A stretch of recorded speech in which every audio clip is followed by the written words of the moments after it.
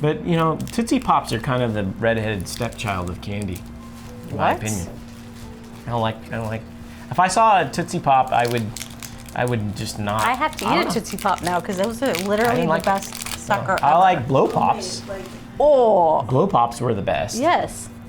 Tootsie Pops. Can someone tell me, for all you 80s and 90s kids out there, you remember, did you ever take the label in with the little guy? Oh, yeah. The chief that was shooting the star? I got one. Did that really get you a free sucker? No. See? Is this an urban legend? Right there. I tried it. All right, we're gonna go after. We'll let you know. And we'll walk in and say, we're gonna do it. I'm going to QT.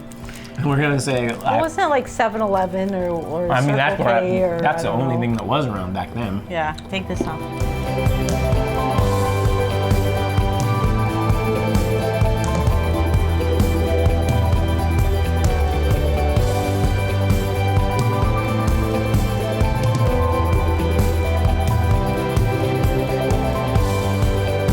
What's up, everybody? Welcome Thursday Coffee and Confessions. That means we're gonna watch Pastor Christi's TikTok of the week. Here we go. Hey, I want to show you something. Here we go. My husband 30 and dead serious, but I think that this is husbands of all age. I like this. So they're in a Target. WWE 2K22's on sale. Look how serious he is. Should we get it? Because he's selling it. He's selling it. He's looking for. Really wants it. But so I don't know about you, dude. My wife would be like, "Yep, we should." I don't care what it was that I would want. She would say yes. I swear, I have the coolest wife in the world. She would be like, "Let's get it. You deserve it." Yes. Hercules. That's how she'd be. You got another one? Yep, I got another one. Bottom line is we need to get a dog for protection. This reminds me of my If someone tried to break guy, into our first house, kid. I'd want to make sure So that if they you were hear what they're immediately saying, terrified. they're talking about the importance of getting a dog for security purposes and guard dog reasons. Watch, it'll come up again. So. Look at him. Bottom line is we need to get a dog for protection. It's like a cockroach. If someone tried to break into our house, first I'd want to make child, sure his that name they was were Bubba. immediately Yes. terrified. And he looked a lot like this guy. He was an English bulldog. Look at him struggle. We paid for him on a credit card, and it took I don't know how many years to pay that off. Oh boy. So that was smart. Bottom line is we need to get a dog for protection. But yes, when he would get on his Someone back, tried he to was break into strong, our and he would house, I'd charge want to you make when sure he's that on they his were feet. Immediately But when he was on his back, He's like he a was cockroach. Paralyzed. Paralyzed. Yes. Paralyzed with fatness. So we've had a bulldog, which everyone was scared of because when he breathed, big, he he wasn't sounded fat. like he was growling, but he really wasn't. He was the friendliest, slobberiest dog ever. Yeah. And then we also had a lab, giant yellow lab, who one time she would bark at everybody walking by. But one time we had a repairman coming to the house. Do you remember this? And we said, just come in and out. He was coming in and out, coming through the house, and he would knock on the door every time. And so we're finally like, we said you can come through the house, and he said, but there was a dog, and I didn't want to like startle it or anything. And then he looked in and he goes, oh, but it's a yellow lab, so we're good. Yeah, exactly. No security whatsoever. But she sounded really mean. Yeah, and no. but we're not mean, and we're glad that you're here. And we got a word for your day. You ready to get into it? The word of the day comes from Philemon 1, verse 6, and it says this. What? Philemon, I'm thinking, is a good name for somebody. A baby. What would be the Phil. nickname? Phil. Phil. Or Eamon. That would be cool. All right. Anyways, Philemon 1, 6 says Lemon. this. Lemon. It's right there. It would be a part of it. Or phi. Go. Are you done? I'm done. All right. That the sharing of your faith may become effective by the acknowledgement of every good thing which is in you in Christ. I have to read that This is again. one of my favorite verses. That the sharing of your faith may become effective Yes. by the, by you the can have faith that's not effective. acknowledgement Yes. of every good thing that's in you. Not just every good thing that God's good and look around us, the world is good. Because it's easy for us to look around and see that the world, find good things in the world that is good. But when it comes to us and what's in us, sometimes that's the best stuff. That's a little bit harder That's the good stuff. for us to do because we see all of the yuck. But for us to be able to recognize the good things that God has in us, that makes the sharing of our faith effective. Yeah. And I think the sharing of your faith is or it's another version, it says the communication of your faith. That's just basically how you live life. That's the way you do everything we do in faith as believers. So It's sharing. Yeah, it's not just When it saying comes out. that you're sharing like witnessing to somebody. It's how you live. We walk by faith. So it says your life becomes effective when you realize who God's made you and what He's put inside of you, and you look at the good. And literally, if you're focused on even some of the things you know that you would like to change within yourself, the more you focus on your imperfections, like, have you ever had a zit ruin your day? When you're a teenager, blemish. or maybe not, or you have certain parts of your body you want to. I'd like this. I'd like to change that. I'd like to lift that. I'd like to alter that. You did the wrinkle thing. Yeah, on Sunday. I did You that did recently. like I was like, what would I look like this if I just do it like that? I just thought, what happened to my little face? Look, if you understand the good that's in you and you focus on that, it's so easy to take one thing and let it ruin everything. You look at one imperfection, you look at something that's not exactly the way you want it in your life, and the more you meditate on it, you kind of are what you meditate upon. And so God says, I want you to see the good that I put in you. And there's not a lot of people who preach this verse, because religion and so many churches say it's time to focus on everything wrong with you. Come to church so we can tell you. Well, that's not at all what God. Come to church so we can tell you who you are in Jesus, how God's created you, all the good that's already inside of you. Come to coffee and confession so that we can tell you that. The flesh loves to be beat up. I don't know. It wants to condemn. It wants to make you feel lower than. It wants to deplete you. The flesh does not like you, I guess you would say. The flesh is all, sometimes you think, well, the flesh that's where pride and ego comes from. But someone that's living in true fleshly pride, it's so easy to change that so quick. It's a faulty foundation. One wrong thing happens. The best basketball player in the world in a moment, our Phoenix Suns, man, they had the best record all year long. Everybody's singing their praises, and they came out in a Game 7 and lost in an epic way to a team that was not as good as them. And there's always everything changes in a moment, right? Yeah, there's always going to be somebody who's better, somebody who's more attractive, somebody who's not in this case, but there's always somebody who's going to be able to one up you. And so if our identity is based on our, what would you call that? Our ranking, I guess, if you will. That's such a trap. It's such Dude, do you remember MySpace? Top 10 friends, wasn't it? Was it top 10, guys? Was it top 8? Top 8.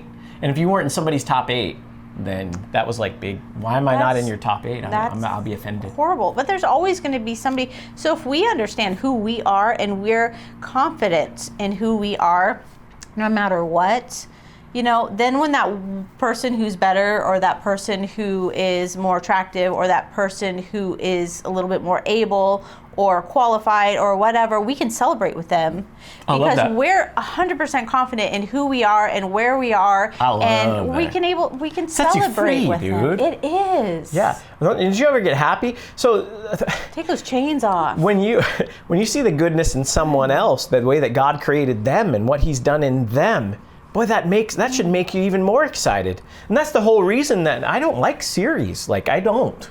It is painful for me to do 3 weeks of shows on Identity is Your Destiny and 3 weeks of sermons. Probably another one next week, because I just am absolutely loving what God's saying in the midst of this, but I know how important it is. Freeing. Because if you can start to see the good in you, I feel like that's the first step to start seeing the good in others. Because if Christ says, I want you to gaze at the good, basically what He's saying, gaze at all the right that I've put in you. See that. Don't see all your imperfections. Don't see all your flaws. Don't see all your sins. Get your mind off that. You say, well, if I don't see it, then how am I going to change? Well, you think that God needs your help? He don't need your help. He's got you. He knows how to change what He needs to change. The way to change it, though, is to realize who you've already been created to be in Christ, even if you don't see yourself all the way there yet. Maybe that's the problem. Say that again. Maybe they need to start, we together need to start seeing who we are in Him, in the finished product. God sees the end from the beginning. Right. He sees you in the finished product. And He tells us that He will continue the work that He started in us until the day of Christ. So that means God's working on it, and he's going to continue it in the physical realm until it's done. And there will be a day we'll see Jesus, and it says we'll become him, become like him. We'll become as he is. That's the way that we'll be. There's a glorified body. There's all those things that it talks about in the end times where those things happen. But in the same sense, that happens now. As we see Jesus, the more that we become like him. And so Christ is in you, and that's what it says, look at the good in you. Yeah. The more you see the good in you, the more you're going to find success and joy in life. That's the truth. You know, there was, speaking of TikToks, there was a TikTok that I saw a while back, and I thought it was so cute. It was with, I think, puppies. Puppies, she loves kittens. the puppy and kitties I do. TikToks. So they were in a kennel or a cage or whatever you call those things. And so they were letting them out for the day. And so they had the door open, and they were just tiny little baby ones. They weren't, I think it was actually kittens, because now I think one was climbing the cage. But they were just little tiny baby kittens. And so they opened the door to let them all out. And they all came out except one. He was right next to the entryway, but he was on the side, and he couldn't really see, and so he was crying, and he was struggling, and he was trying to get out, and he was behind that barrier when the opening to the door was just literally right there, but he was so focused on what was in front of him, and that's, we get stuck sometimes. We get stuck sometimes with the negative, and that's why it's important that God says to see the good. Yes. And that's what propels us forward, is because it keeps our hope alive. But if we're stuck in the mistake, if we're stuck in the hurt, if we're stuck in the pain, if we're stuck in the situation, if we're stuck, we can't progress forward. You can't. Yeah, it reminds me of Jesus and the woman caught in adultery. They're sitting there, they brought the woman caught in adultery, the very act it says, to Jesus, and then they said, we're going to stone her. Yeah. They said, that's it. According to the law, she should be put to death. And so she's got her head down, she's wearing it, right? The names are being cast at her, the stones are being cast at her. The law, the sin, the judgment of the world. You think the world's your friend, you're wrong. The world ain't your friend. And as quick as it builds you up, it'll tear you down, bring you to your knees, and then they'll say, stone him. There's one person that stands in between you and all the negative names that everybody has said over you in your life, or has tried to call you, or that right now is trying to call you. And it's Jesus, because Jesus lifted her up after all the accusers left. He said, whoever doesn't have sin, go ahead and cast the first stone. They said, okay, well, that disqualifies me. They all went away. So Jesus stood in between her and her condemnation, between her and her faults, her failures, her weaknesses. And he said, where are your accusers?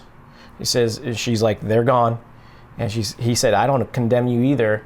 So Jesus gave her first the gift of no condemnation, no guilt, no shame. Now, she had every right according to the law. It should have came, but Jesus he's grace and truth. So he says, no, look, I'm giving you grace here. You don't deserve not to. I'll pay the penalty for you, but in this moment, I'm standing between you and all your haters. I'm standing between you and all your accusers. And so he gave her the gift of no condemnation. And then he said, I want you to go and be who you truly are. I want you to go and know. As he said, go sin no more. He's like, you doing that and shacking up and the whole thing, that's not you. You are my righteousness, so I want you to go and be that now. Now you're mobilized to do it because you've been given the gift of no condemnation, and that's who we are. So let's say our confessions together today. Today, I look at all the good that God has put in me. I am whole, righteous, and a person of peace. Ready? Yep.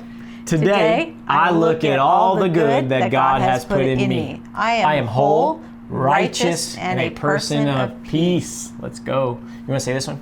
The same value God has placed on me is the same value He places on others. I will walk in your love towards those around me. That's good. Amen.